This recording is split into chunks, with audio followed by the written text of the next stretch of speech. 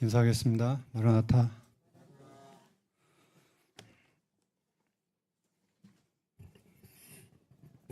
날씨가 많이 좋아졌죠? 우리 나성경제님 해방된 것 같습니다. 우리 아마 완주 봉동교회 중에서 추위를 제일 많이 타신 분이 우리 나행제님이 아니신가. 제가 볼 때 그렇습니다. 맞는가는 모르겠어요. 그럼 더위를 제일 많이 타신 분 누굴까요? 잘 모르겠습니다. 내가 더위를 제일 많이 타신 분 계십니까? 생각하시는 분? 아마 여름이 오는 걸 두려워할 것입니다. 추위를 많이 타신 분은 겨울이 오는 걸 두려워하고 더위를 많이 타신 분은 여름이 오는 걸 두려워합니다. 내일 모레가 뭔 날이죠? 명절이죠? 설 명절입니다. 설 명절. 우리나라 3대 명절이 있는데 혹시 아시나요? 3대 명절. 2개는 아시죠? 또 하나 명절이 뭐가 있을까요? 에? 단오? 정월대보름입니다. 정월대보름. 정월대보름입니다. 1월 15일. 정말 큰 행사였어요. 그때 뭐 먹는 날이죠? 찰밥, 오곡밥 먹는 날입니다. 예전에는 보름날이면 이웃집에 밥 훔치러 다녔어요.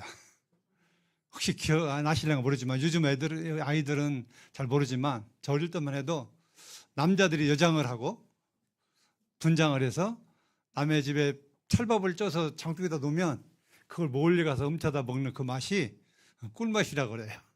성경 말씀에 몰래 먹는 떡이 맛있다고 했거든요. 그러니까 몰래 훔쳐다 먹는 떡이 맛있다고 그런 기억이 저도 납니다. 그리고 또 찰밥 얻으러도 다니고 훔치러도 다니고 참 그때는 그것이 절도가 아니고 그냥 하나의 풍습이었기 때문에 가능했지만 지금은 큰일 납니다. 지금 하시면 안 됩니다. 옛날에는 서리를 많이 했어요. 뭐 수박서리, 뭐 참외서리 많이 해서 걸리지 않았는데 요즘은 절도로 몰려서 큰일 납니다. 많이 바뀌었습니다. 그만큼 나라가 그만큼 강팍해졌고 또 인심이 어떻게 보면 좀 그런 모습이 있습니다. 제가 설 명절을 좀 생각하면서 저도 10대 때 그 설 명절을 좀 제가 생각을 해봤습니다. 설 하면 형제님들은 뭘 많이 생각나시나요? 첫째? 세배요? 또요? 객지 생활하는 사람들은요 설 추석 명절만 기다려집니다. 왜 그런 줄 아세요? 왜요? 맛있는 거 먹으러요? 아닙니다. 부모님이 그리워서 엄마 아빠가 보고 싶어서. 저도 17살부터 한 3년 서울 생활을 했는데 지금도 기억이 납니다. 저녁에 달밤에 옥상에 올라가서 달을 쳐다보면 그렇게 부모 생각이 나고 타향살이 옛날에 그 유행가 타향살이 밑에든가 뭐 이런 유행가가 있는데 어쨌든 그런 노래도 좀 옛날에 좀 부르면서 고향을 생각했던 일들이 기억이 납니다. 그리고 또 하나 기억은 명절에 집에 한번 오려면 얼마나 고생을 하는지. 지금 고생은 아닙니다. 예전에는 막 제가 밤 11시 용산역에서 밤 11시 50분 완행열차를 타고 전주역 떨어지면 한 6시 50분 막 오는 곳마다 막 역마다 타시고 해서 한 7시간 거쳐서 왔거든요. 근데 또 사람은 얼마나 많은지 콩나무 실은 저리 가랍니다. 그냥 사람이 붕 떠 있는 것 같아요. 서서 가는데도. 또 그것뿐입니까? 전주에서 화산까지 들어가려면 또 그때 그냥 그 명절 끝에 장날 끼면 얼마나 시내버스가 차가 밀리는지 들어갈 수가 없습니다. 그래도 고향이 그리워서 그 고생을 하면서 내려온 기억이 지금도 생생합니다. 더 어릴 때는 객지에 나가 있는 누님, 형님들이 명절에 온다고 할 때 좀 기대감이 좀 컸죠. 아무튼 돈 벌어서 집에 오니까 뭐 옷도 신발도 뭐 그때 또 명절은 특별히 떡국 먹는 날 또 우리 형님이 여기 계시는데 또 그 명절에는 지금은 과일이 흔하지만 예전엔 과일이 참 귀했습니다. 그래서 꼭 제사상에만 이 과일이 올라왔거든요. 저희 큰 집, 작은 집 두 제사를 드렸는데 제가 초등학교 때 지금도 기억합니다. 저희 큰 집에 제사 지내고 바로 그 아랫집이 우리 송영훈 부처님 작은 집이었거든요. 저희 큰 집에 제사 지내러 가면 그 중이 연불은 안 해오고 잿밥에만 마음이 있다고 어린 마음에 큰 집에는 이게 상을 딱 차려놓으면 이제 제사 딱 마치면 과일을 집어가는 게 임자예요. 빨리 동작 빠른 사람이 사과 하나라도 회 하나라도 주워 가지고 오는 게 임자입니다. 그러니까 뭐 빨리 끝나기만 바라고 그냥 여땅하면 그냥 그때서 집어 놓습니다. 그도 그때 규제를 안 했거든요. 근데 우리 형님 댁에는 작은 집 형님 댁에는 우리 저희 아주머니가 딱 귀를 잡아가지고 일절 손을 못 대게 합니다. 그래가지고 처음부터 과일을 반절씩 4분의 1씩 쪼개서 다 나눠주는 참 그런 지혜로운 분이셨어요. 그러면서 지금도 그것이 기억이 많이 생생합니다. 지금 잘 우리 학생들은 청년들은 잘 모를 거예요. 그 당시 얼마나 사과가 맛있는지 배가 맛있는지 지금은 왜 이렇게 없어지는지 모르겠어요. 왜 그럴까요? 왜? 너무나 풍성하니까. 너무나 풍성하니까 맛있는지 몰라요. 그 가치를 모르는 거죠. 이런 것들을 생각하면서 제가 기도 가운데 이 명절에 주님이 우리에게 어떤 말씀을 좀 주실까 하는 생각을 좀 가졌습니다. 형제님들이 부모 입장이라면 명절에 자녀들에게 어떤 말씀을 좀 해주고 싶으세요? 설날, 새해를 맞이해서. 이 설자라는 뜻이 어떤 의미가 있냐면 어떤 의미가 있는지 아세요? 제가 이제 좀 찾아보니까 설다라는 뜻에서 온 거예요. 설다. 설다라는 뜻이 뭐죠? 서투르다, 낯설다. 어쨌든 그런 뜻에서 오는 그 설자랍니다. 설자가. 뭐 새로운 설자라는 말은 그 새롭다고 하는 그 뜻도 있긴 한데 왜 그런 뜻을 붙였냐면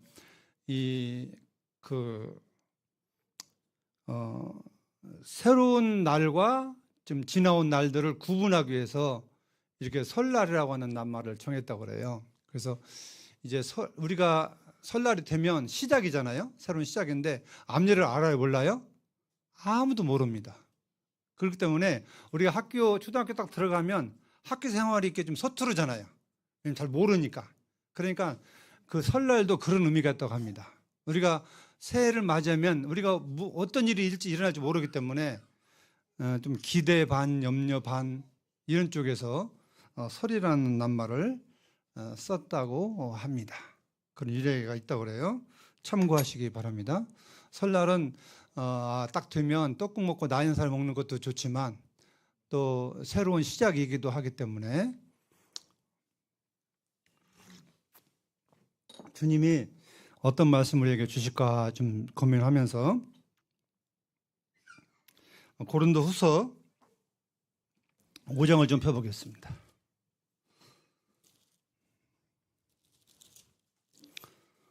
고린도후서 5장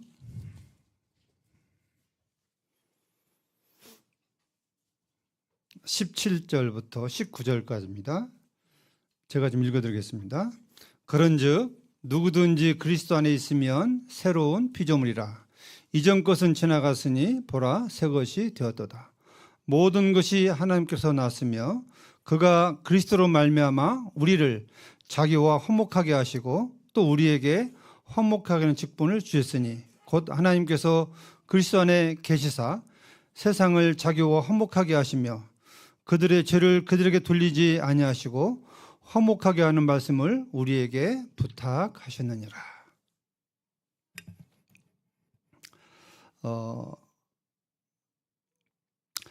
하나님께서 우리와 화목되지 못한 이유가 있죠. 뭐 때문이었죠? 죄 때문에 그렇습니다. 하나님은 우리와 화목하기를 원하셨어요? 원하지 않으셨어요? 우리는 원하지 않았지만 하나님 쪽에서 간절히 원하셔서 화목제물로 그 아들을 이 땅에 세상에 보내주신 것입니다. 그래서 예수님이 하나님과 우리 사이에 화목제물이 되셔서 그 예수님의 그 십자가의 공로로 인해서 우리가 하나님과 화목하게 되었고 하나님께 나아갈 수 있는 그런 길이 우리에게 주어지고 또 삶을 살게 하신 것입니다. 그러면서 하신 말씀이 18절에서 하반절에 보시면 또 우리에게 화목해 하는 직분을 주셨다 하겠습니다. 성도들은 하나님의 자녀이고 새로운 피조물입니다. 왜 우리를 새로운 피조물을 만드셨는지에 대해서 17절에서 말씀하셨는데, 누구든지 그리스도 안에 있으면 새로운 피조물이라고 했거든요. 새로운 창조물이라는 것입니다. 새로운 창조물이라는 것은 하나님 우리를 새롭게 하셨다는 것입니다. 새롭게 하셨다는 것은 하나님의 아들 예수님으로 말미암아 우리를 화목하게 하신 그 하나님과 예수님을 통해서 우리를 구원하신 목적은 우리 또한 예수님처럼 화목하게,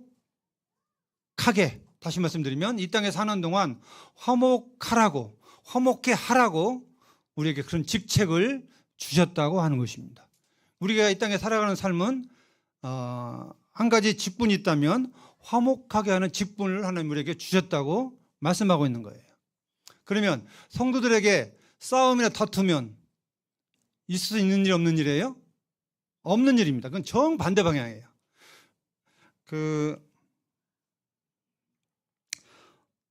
노마서 14장에 보시면, 거기 좀 그 말씀 보겠습니다. 노마서 14장, 여기 손을 얹으시고,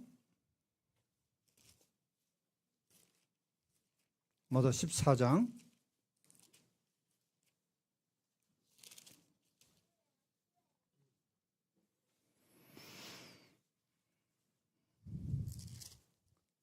12장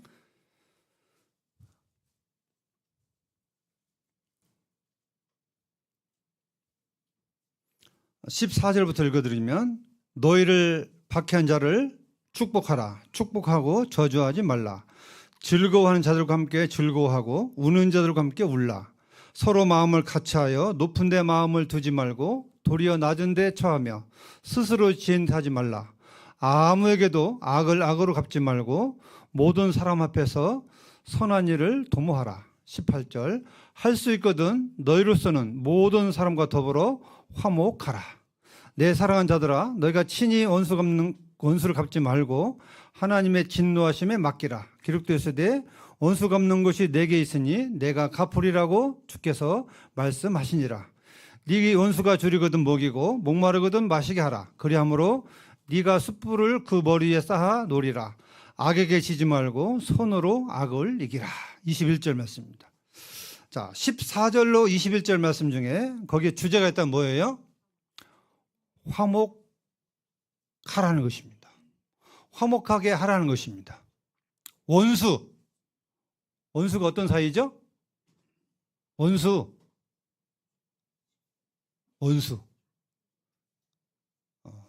나를 힘들게 하고 나에게 상처를 주고 나에게 손해를 입힌 사람, 내가 미워할 수밖에 없는 사람. 좀 심하게 한다면 내 가족을 죽였거나 그 나에게 엄청난 손해를 입힌 사람, 이런 사람을 원수라고 그래요. 원수. 그러면 그 사람이 나와 화목할 수 있어요? 없어요? 이건 있을 수 없는 일입니다. 화목할 수가 없어요. 그런데 주님은 그 사람까지도 화목하라고 말씀하고 있습니다. 화목. 네가 하나님의 자녀이면 화목하라는 것입니다. 그래서 네 원수가 줄이거든 먹이고 목마르든 마시게 하라. 그 원수가 쓸 것을 공급하라는 거예요. 주라는 것입니다. 있는 것 빼앗는 것도 시원찮은데 내가 가지고 있는 것을 줌으로 인해서 그 원수와 화목하게 할 수 있다는 것입니다. 이게 쉬운 일일까 어려운 일일까요? 이건 제 정신 가지고는 안 됩니다. 사람의 정신 가지고는 줄 수 없는 일입니다. 그럼 누구 정신을 가져야 돼요? 하나님 정신, 성령님의 정신을 가져야만 가능합니다. 그 예수님을 생각하면 가능하다는 거예요. 예수님이 하나님과 우리의 사이를 어떻게 하셨는지, 화목하게 해서 어떻게 하셨는지 이걸 생각하면 가능하다는 것입니다. 그래서 18절에 할 수 있거든 너희로서는 모든 사람과 더불어 화목하라고 했습니다. 화목하라. 이방인에게 말씀하신 거예요? 성도들에게 말씀하신 거예요? 이건 분명히 성도들에게 하신 말씀입니다. 모든 사람과 더불어 화목하래요. 이 말씀은 그러면 너는 모든 사람에게 무엇을 하는 거예요? 사랑하라는 것입니다. 그 사람이 필요한 것을 주라는 것입니다. 그렇게 될 때에 화목이 이루어진다는 것입니다. 그러니까 엄청 손해 끼친 사람에게 그렇게 하라고 하는 것입니다. 마태복음 5장 9절을 혹시 아시나요? 화목해 하는 자는 복이 있나니 저희가 하나님의 자녀라 일컬음을 얻을 것이요 말씀이 있습니다. 화목해 하는 자는 복이 있다고 했습니다. 예, 세상의 모든 사람이 내가 손해볼 짓은 해 안 해요? 거의 안 하는 게 이치입니다. 이치. 나한테 이득이 있어야만 내가 뭐라도 이렇게 하지, 나에게 손해가 본다면 내가 그 어떤 일도 하고 싶지 않아요.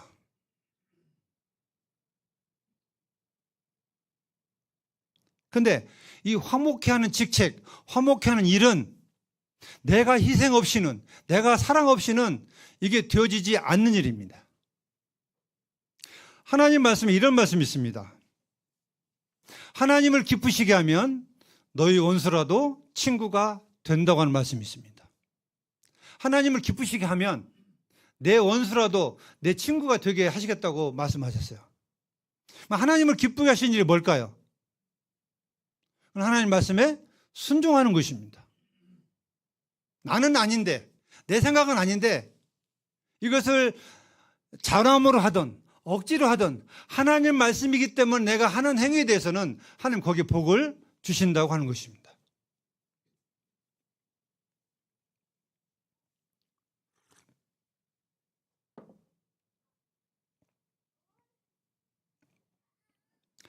다투는 곳에는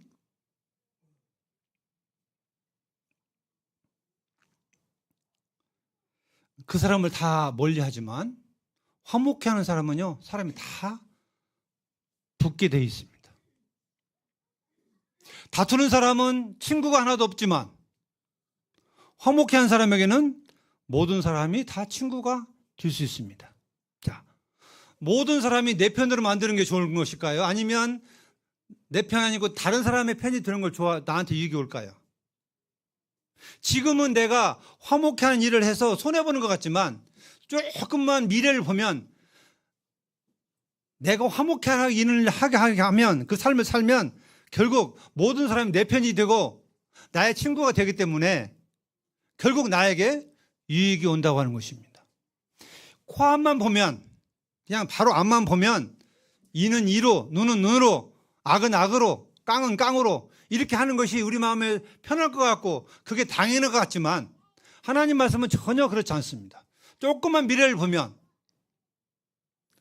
우리에게 화목하게 하는 직책을 주신 이유는 그 바로 예수님을 닮아가는 모습이고 하나님이 가장 원하시는 모습입니다.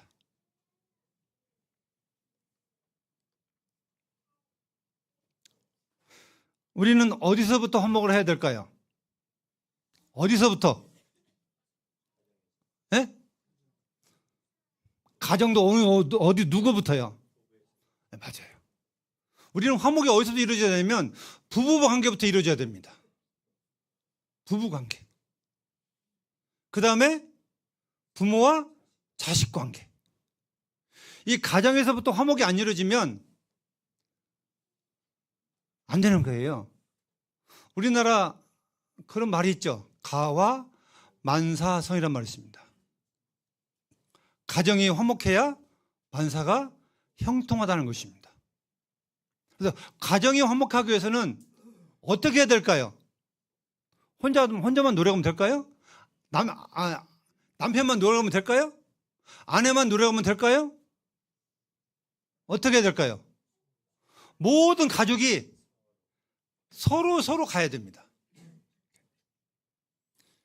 이 화목해하는 직책은요, 나 아닌 아내, 남편, 부모, 자식 그 입장을 헤아리지 않으면 방법이 나오지 않습니다. 우리는 항상 중심이 누구 중심이에요? 나요, 나. 참 저도 구원받고 난 이후에 잘 안 되는 것이 이 내 중심을 버려야 되는데,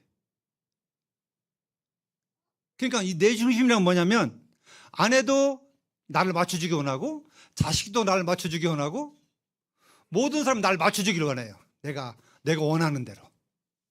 이게.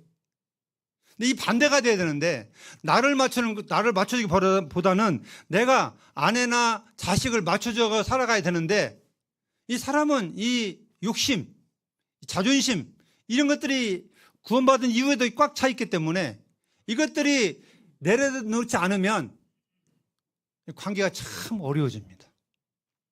이 가부장제도, 남편의 가부장제도, 진리도 아닌데 뭐 이럴 수도 있고 저럴 수도 있어요. 근데 이 아무것도 아닌 걸 가지고 그걸 꽉 잡고 이건 내가 용납할 수가 없어. 자식이든 아내든 이것만큼 내가 지켜야 돼. 이걸 잡고 있으면 그 가정이 화목해질까요? 화목할 수 없습니다. 진리라면 이걸 내가 내려놓는다면 내 가정이 파탄되고 파탄이 된다고 하지만 파탄이 되면 내가 양보할 수 없지만, 그러나 내가 이걸 내려놓음으로 인해서 가족이 사랑으로 화목해지고 그것들이 이루어진다면 그보다 더 바랄 것이 뭐가 있을까요? 아무것도 없습니다. 가정에서 우리 형제님들이 화목을 이루지 못하면 직장에서도 화목을 이룰 수가 없습니다. 교회에서도 마찬가지입니다. 어디 가든지 마찬가지입니다. 그런데 성도는 분명 화목하게 하는 직책을 하나님 주셨다고 하셨기 때문에 우리는 그게 임무고 우리의 사명으로는 가져야 됩니다. 우리 성도님들이 믿는 가족이나 안 믿는 가족이나 다 내 편이 돼 있는가를 좀 우리 생각해 봐야 돼요. 날 좋아하는지 날 싫어하는지 이걸 좀 생각을 해봐야 됩니다. 그럼 내가 지금 얼마만큼 화목해야 하는 삶을 살고 있는지를 스스로 평가하게 될 것입니다.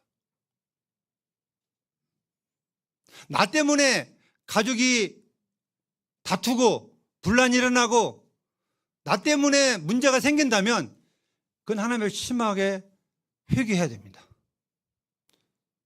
나 때문에 가족이 화목하다면 그건 큰 영광이 되지만 나 때문에 가족이 다투고 힘들고 어렵다면 그건 하루하루가 참 힘든 거예요. 너무너무 힘든 것입니다. 저는 그렇게 생각합니다. 가족이라면, 특히 성도들의 가족이라면 가족이 조그마한 천국이 돼야 돼요. 이 땅에 천국이 돼야 됩니다. 그래서 집에 나갔다가 나간 자식들이 빨리 집에 오기만을 사모하는 마음을 가지고 있어야 돼요. 가족이 화목이 되면 집에 들어오길 좋아하지만 엄마 아빠가 막 싸우고 다투고 막 이래버리면 집에 오기 좋겠어요? 아주 싫겠어요? 집에 오기 싫어하는 거예요. 자식들이 싫어합니다. 주저하는 거예요. 또 자녀들도 마찬가지입니다. 자녀들이 서로 싸우고 말 안 듣고 순종 안 하고 그렇게 하면 또 마찬가지예요.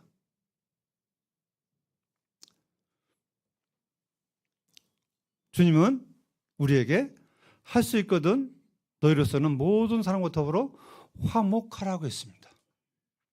우리에게 있어서 다툴 대상은 있다 없다? 아무도 없어요. 우리는 하나님의 영광을 위해서라도, 가족을 위해서라도, 또 믿지 않는 가족, 친족, 지인들을 위해서라도 우리는 이 말씀을 꼭 마음에 새기고 지키고 살아가야 될 것입니다. 하나님의 자녀는 아들 되신 예수님의 모습을 보면서 그분이 우리를 화목케 하시기 위해서 십자가에 희생하신 것처럼 나 자신도, 사도 바울이 그런 얘기했어요. 로마서에서 이스라엘 백성들이 돌아온다면 나는 생명책에서 이름이 지어질지라도 원한다고 고백하고 있습니다. 내 한 몸 바쳐서 가족이 화목한다면, 가족이 행복하다면 나는 기꺼이 내 한 몸을 바치겠다고 하는 이런 마음의 준비가 우리 부모들부터 자식들부터 다 마음이 있어야 돼요. 왜냐하면 자기 희생 없이는 화목한 가정이 만들 수 없고 교회나 직장이 있을 수 없습니다. 그래서 마태복음 5장에 그런 말씀이 있습니다. 잠깐 보실까요? 마태복음 5장.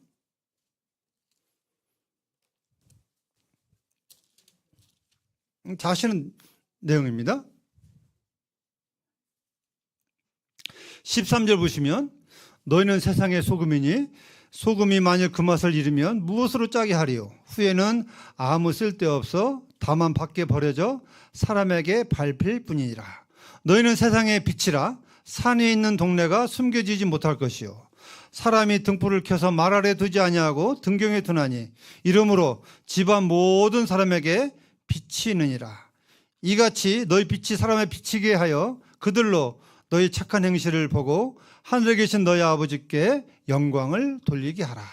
이 구원받은 성도들에게 주님이 하시는 말씀입니다. 하도 귀가 딱지가 않게끔 들어서 다 외우고 계시죠. 이 마태복음 5장 13절로 16절까지는 아마 거의 다 외우고 계실 겁니다.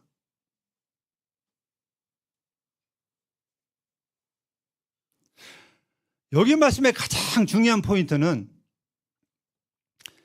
결론적으로 16절 이같이 너희 빛을 사람에게 비치게 하여. 이 너희 빛은 어떤 삶을 말씀하고 있어요?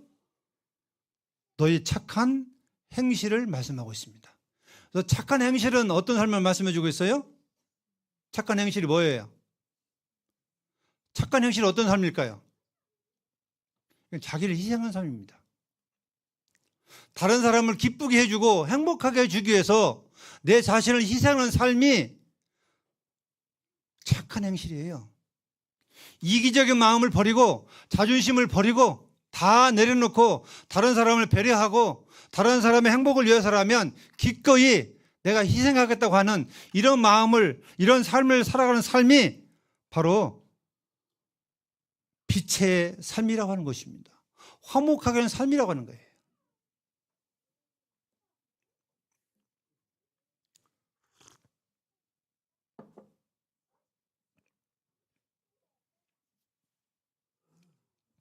디모데후서 5장에 보시면 그런 말씀이 있습니다. 그거 좀 한 번 더 보겠습니다. 디모데후서 5장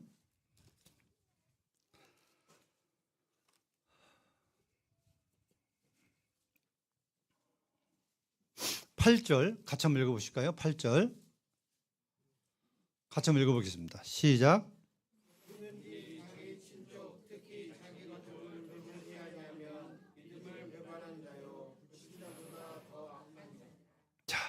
이 말씀을 하신 동기를 아시나요 혹시? 여기 과부에 대한 섬김을 얘기하면서 이 8절의 말씀을 하고 있습니다. 참 힘이 없고 또 나이가 많아서 돈 벌 능력이 없고 참 가난하게 사는 과부, 이런 과부를 교회에게 짐지지 말고 친족이 있으면, 친척이 있으면 그 형제 자매들이 감당하라고 하는 것입니다. 그러면서 이 8절의 말씀을 해주고 있어요. 이 8절의 말씀을 통해서 가족들에게 복음을 전하는 데 사용하고 있습니다. 너희 가족 친족을 돌아보지 아니하면 믿음을 배반한 자요 불신자보다 더 악한 자니라. 천국을 알면서 지옥을 알면서 가족들에게 복음을 전하지 않으면 불신자보다 더 악한 사람이다. 이렇게 우리는 많은 교훈을 듣고 왔습니다. 그래도 틀린 말은 아닙니다. 복음을 위해서 가족들을 돌봐야 되고 사랑해야 되고 섬겨야 되는 것입니다. 사도 바울은 특별히 누구든지 자기 친족, 특히 자기 가족을 돌보지 아니하면, 돌본다는 뜻이 뭔 뜻일까요? 돌본다. 이렇게 돌보는 거예요? 뭐 이렇게 돌보는 겁니까? 돌본다는 뜻이 뭐예요? 돌본다. 부모가 자식을 돌보는 것이 돌보는 거예요. 우리 저기 지금 여기 이래가 있고 이든이가 있는데 똥 싸면 똥기저귀 바꿔주고 오줌기저귀 바꿔주고 먹을 거 공급해주고 그 아이가 성장할 수 있도록 뒷받침해 주는 게 그게 돌보는 거예요. 그냥 쳐다보는 게 돌보는 게 아니라 거기에는 물질이 들어가야 되고 시간이 들어가야 되고 정성이 들어가야 된다고 하는 것입니다. 이게 돌보는 겁니다. 이게. 내가 내 가족을 그렇게 돌보지 않으면 왜 불신자보다 더 악한 자라고 했을까요? 왜? 그건요, 하나님을 안 믿는 불신자도 그렇게 한다고 하는 거예요. 자기 가족을 끔찍이 생각하는 그러한 불신자들이 세상에 많다고 하는 거예요. 성도들이 불신자보다 훨씬 나아야 되지 않나요? 수준이 높아야 되지 않나요? 그래서 주님이 자기 가족, 친족을 돌아보지 아니하면 믿음을 배반했다 그러면 믿음을 배반했다. 이 심각한 경고입니다. 믿음을 배반했다고 하는 것은 믿음을 떠났다는 거예요. 더 이상 너는 하나님의 자녀가 될 만한 자격은 있어도 자격을 박탈하라고 하는 거예요. 자격 박탈. 네?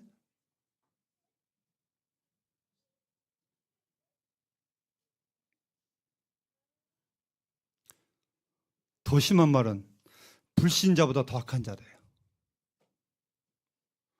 우리는 이 하나님의 말씀을, 경고의 말씀을 귀담아 들어야 될 것입니다. 하나님의 말씀을 두려움과 떨림으로 우리는 받아야 될 것입니다. 나는 지금 내 가족을 위해서, 내 친족을 위해서 얼마만큼 돌보고 있는지, 얼마나 기도하고 있고, 얼마나 물질을, 복음을 위해서 헌신하고 있고 돌아보고 있는지 우리는 돌아봐야 될 것입니다.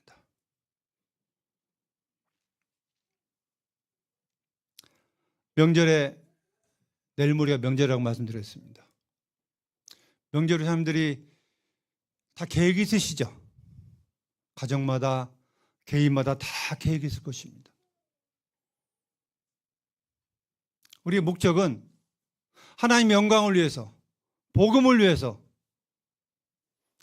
우리는 화목해 하는 삶을 살아야 됩니다. 내가 어떠한 말을 해야 가족이 화목할까? 내가 어떠한 행동을 해야 가족이 화목할까? 내가 어떠한 삶을 살아야 가족들에게 복음이 빛이 될까?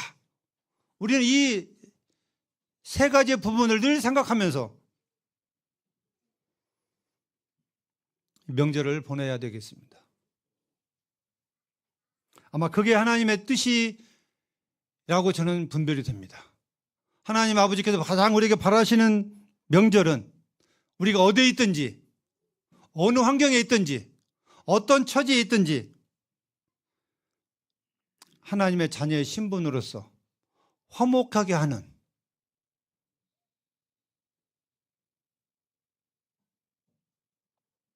나로 말미암아 가족이 화목하게 할 수 있는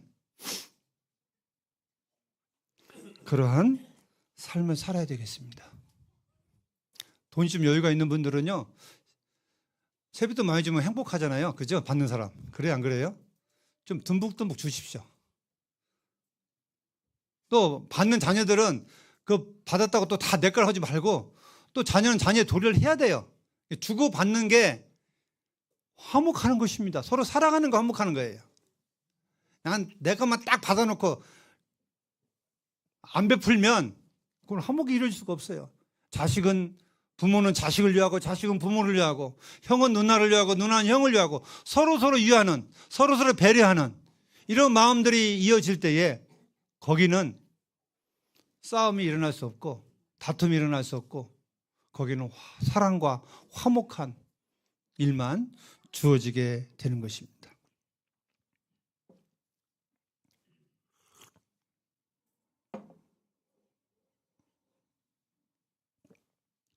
말씀을 줄이면서 명절을 저를 포함해서 보람 있게 보내시길 바랍니다. 보람 있게, 즐겁고 보람 있는 명절을 보내십시오. 명절 끝나면 난 이런 보람된 일을 했다, 적어도 그런 간증이 되기를 바랍니다. 그냥 명절을 하고서 그냥 진탕 먹고 진탕 놀고 그냥 이런 데 관심을 갖지 말고 정말 내가 명절에 어떤 보람, 하나님을 위해서 어떤 보람 일을 했는지, 어떤 말을 해줬는지 이런 일을 좀 관심을 가지시면서 살게 되시기를 바랍니다. 그러면 세상 명절에 세상 사람들은 외국으로 여행을 가고 무엇을 가고 다 하지만 구원받은 성도들은 명절이나 또 일반 명절이 아닌 때나 하나님의 영광을 위한 살아가는 목적이기 때문에 거기 목적에는 한치의 흔들림도 없이 우리는 살아가야 될 것입니다. 그래서 서로 명절이 끝나면 서로 교제할 때에 주님이 많이 드러나셔서 주님이 영광을 받게 되는 그런 명절이 되기를 바랍니다. 함께 기도하겠습니다.